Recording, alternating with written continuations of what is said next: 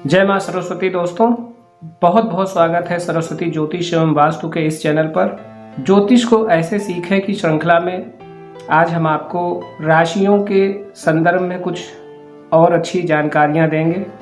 साथ ही पुरुष और स्त्री राशि और ग्रहों के बारे में भी बताएंगे।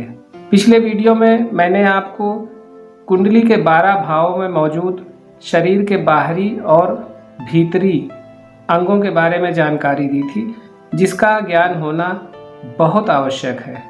आज हम आपको उन्हीं 12 चक्रों में मौजूद कुछ विशेष जानकारियां देने जा रहे हैं। मेरा आपसे यह निवेदन है कि वीडियो को बार बार जरूर देखिएगा, ताकि ज्योतिष के जो खास तथ्य हैं वो आपके दिमाग में बैठने चाहिए। जब तक यह आपके दिमाग में नहीं बैठेंगे, आप ज्योतिष के कॉन्सेप्ट को नहीं समझ पाएंगे। इसलिए प्रारंभिक स्तर पर इन सब चीज़ों को याद रखना बहुत ज़रूरी होता है, तभी आप किसी भी व्यक्ति के शरीर से संबंधित कोई भी प्रिडिक्शन कर सकते हैं। पिछले वीडियो में मैंने आपको बाहरी और भीतरी सारे शरीर के अंगों के बारे में जानकारी दी थी। मैं एक बार आपको फिर से रिपीट कर देता हूँ कि 9 ग्रह होते हैं, राशियां 12 होती हैं। मेष, वृक, मिथुन, कर्क, सिंह, कन्या, तुला, वृश्चिक, धनु, मकर, कुंभ और मीन, ये 12 राशियां हैं। और ग्रह 9 होते हैं। कैसे 9 होते हैं? 2 राशियों के एक स्वामी होते हैं, और सिर्फ 2 ही राशियां ऐसी हैं जिनके स्वामी सूर्य और चंद्रमा अकेले होते हैं। मेष और वृश्चिक के मंगल, वृक और तुला के शुक्र, मिथुन और कन्या के बुध, धनु और मीन के गुरु, मकर और कुंभ के शनि। ये तो हो गई आपकी राशियों की जानकारी। अब कुंडली में कौन सा ग्रह बैठेगा तो कौन सा भाग आपका अच्छा होगा, स्वस्थ होगा, इसके बारे में थोड़ा सा बता देते हैं। अब ये 12 भाव की कुंडली है, ये काल पुरुष की कुंडली है।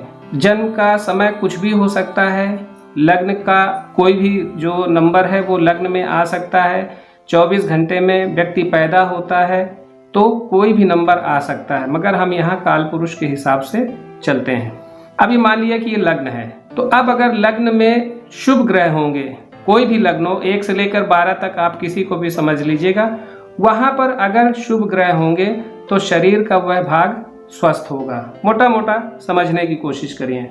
और अगर पाप ग्रह होंगे, शुभ ग्रह कौन कौन से हैं? बुध है, चंद्रमा है।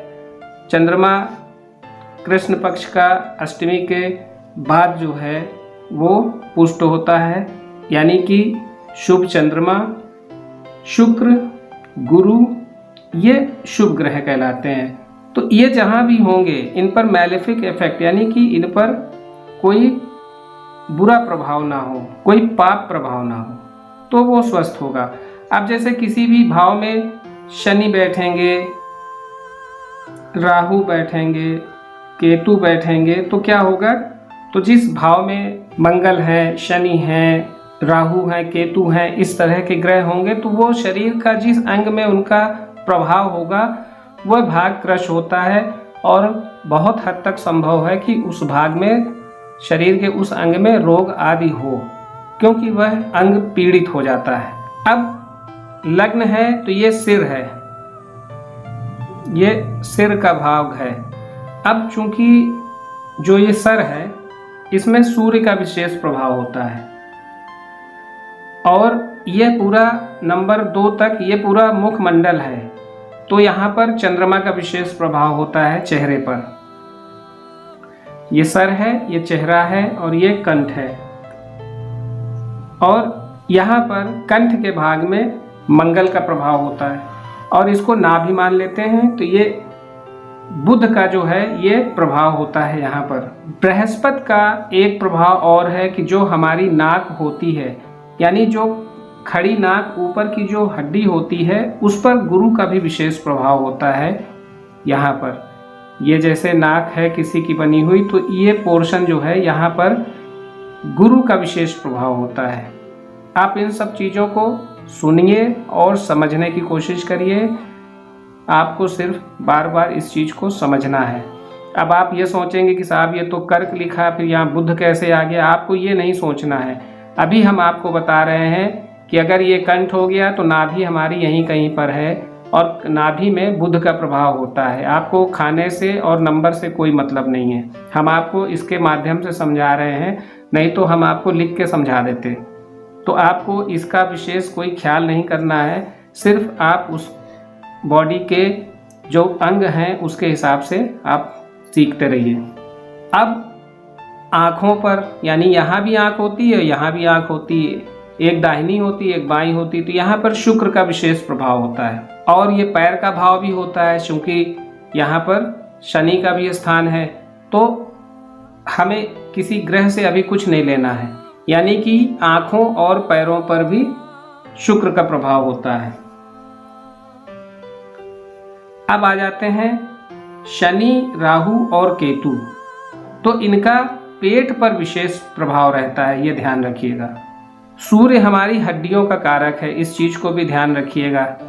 मंगल हमारे मज्जा का कारक है, यानी कि जो शक्ति है हमारी उसका है कारक। और बुध का एक और रोल होता है, वो होता है त्वचा का।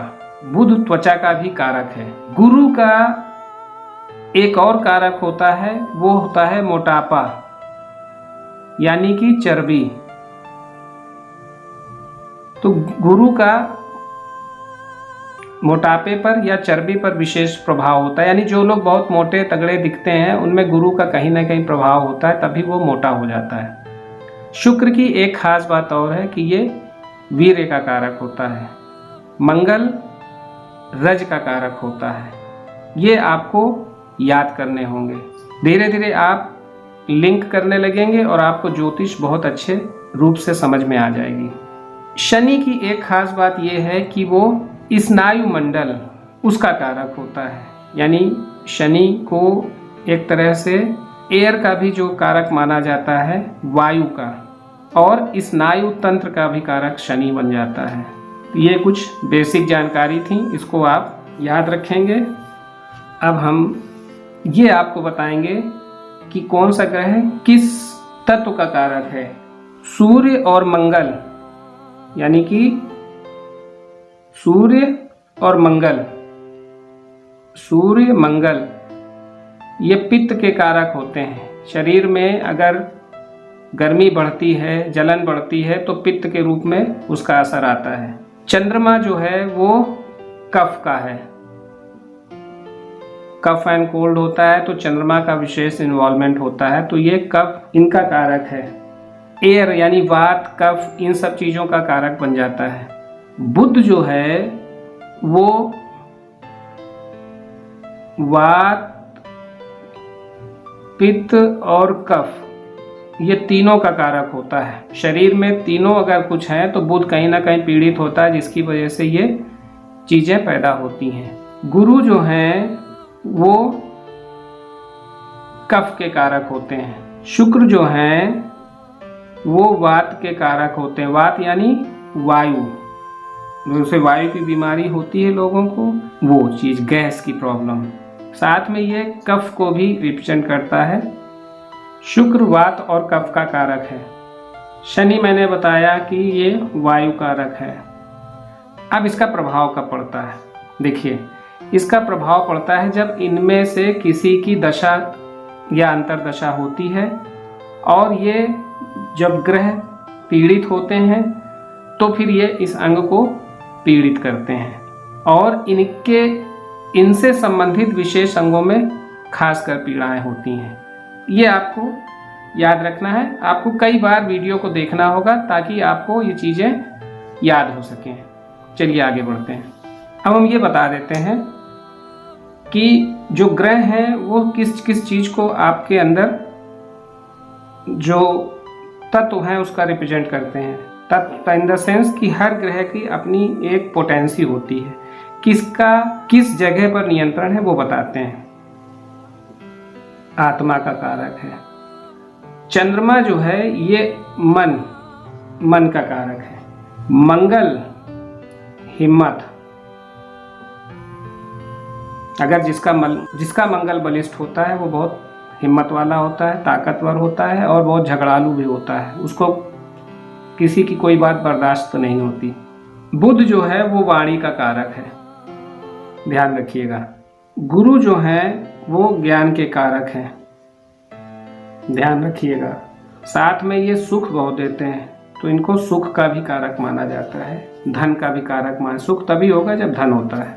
शुक्र की बात कर लें तो ये काम शक्ति का, ताकत का, साथ में धन। शनि की बात कर लें, अभाव, दुख, अभाव, इनका कारक शनि। अब राहु की बात अगर हम कर लें तो राहु आपने देखा है मद, यानी कि शराब का लती भी हो सकता है। धुएं का कारक है तो सिगरेट का लती हो सकता है। ये सारी चीजें होती हैं। राहु का काम भी शनिवत है, मगर राहु जो है वह डिस्ट्रक्टिव प्लैनेट होता है, यानी किसी भी चीज को वो सही नहीं रखने देता, वो बिगाड़ता है। कोई अच्छा आदमी भी जो है ऐसे लोगों के संगत में बिगड़ जाता है, तो वो उस समय राहु की विशेष उसमें प्रभाव होता है। अगर देखिए सूर्य बलवान होगा तो आपकी आत्मा बलवान होगी। चंद्रमा अगर बलवान होगा तो आपका मन मजबूत होगा, आपका मन डिगेगा नहीं, कोई बहका नहीं सकता। आप अंदर से बहुत मजबूत और बहुत कॉन्फिडेंटली आप कोई भी बात करने में सक्षम होंगे। आपको कोई बहला फुसला नहीं सकता। एक चीज और रखना है, अब अगर शनि बलवान होगा तो शनि दुख और अभाव का कारक है, दुख बलवान नहीं होगा। शनि अगर बलवान होगा तो दुख और अभाव बहुत कम हो जाएंगे, इसमें उल्टा होता है और आपको काफी प्रोग्रेस देते हैं। चूंकि शनि हमारे कर्म के कारक हैं और बहुत अच्छा कर्म देते हैं और बहुत धन कमाते हैं, बहुत लाभ कमाते हैं। ये आपको मैंने बेसिक जानकारी एक दी है। अब जो मुझे बताना है इनको आप बार बार देखिएगा ताकि आपको अच्छे से समझ में आ जाए। अब पुरुष और स्त्री राशि की बात करेंगे तो देखिए मेष, मिथुन, सिंह, तुला, धनु और कुंभ, ये जो हैं पुरुष राशियां हैं। इनको क्या कहते हैं? पुरुष राशियां। आप याद कर लीजिएगा, पुरुष राशियां। इसके बाद आते हैं वृष, कन्या, वृश्चिक, मकर और मीन। ये क्या है? स्त्री राशियां। अब आप कहेंगे कि साहब इसमें मंगल स्वामी है, गुरु स्वामी है। यहाँ स्वामी को नहीं ले रहे हैं, यहाँ राशियों की बात कर रहे हैं। ये राशियां स्त्री राशि हैं। अब देखिए सूर्य, मंगल, गुरु, ये क्या है?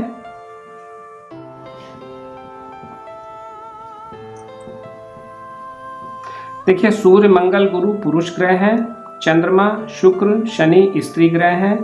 बुध को पुरुष नपुंसक बोला जाता है और शनि को स्त्री नपुंसक। ये आपको याद रखना है, बुध पुरुष नपुंसक और शनि स्त्री नपुंसक। इसका कुंडली में बहुत प्रभाव पड़ता है। इसको बाद में जब आप मैच्योर हो जाएंगे तो आपको समझ में आएगा। आशा करता हूं कि आज का वीडियो आपको बहुत अच्छा लगेगा, आपको बहुत कुछ सीखने को मिलेगा। वीडियो को लाइक और शेयर जरूर करिएगा, चैनल को सब्सक्राइब करना मत भूलिएगा। बने रहिए हमारे साथ। बहुत बहुत धन्यवाद।